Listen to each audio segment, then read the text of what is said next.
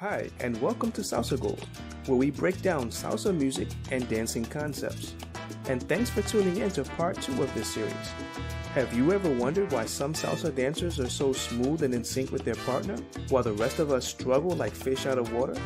Well, in this video, we'll break down just how salsa dancing with a partner can flow, just like an amazing conversation. It can seem like a mystery, but what is the secret and how do you solve it? Well, you can definitely get there, but remember, baby steps. And the first step involves a basic concept. What concept, you ask? Imagine that you're trying to speak to someone in a foreign language, but if you only know a few words, how much of a conversation can you really have? Perhaps not very much of a conversation at all.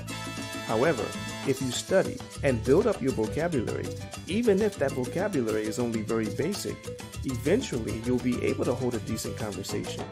That way, you can talk about a lot of different things because you have a vocabulary of words to choose from. In the same way, remember that salsa dancing moves and turn patterns are like words and sentences.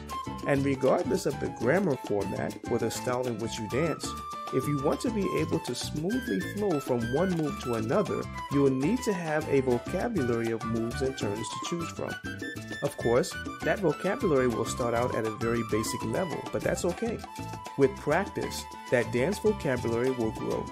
In this way, salsa dancing can be like having a non-verbal conversation with your partner.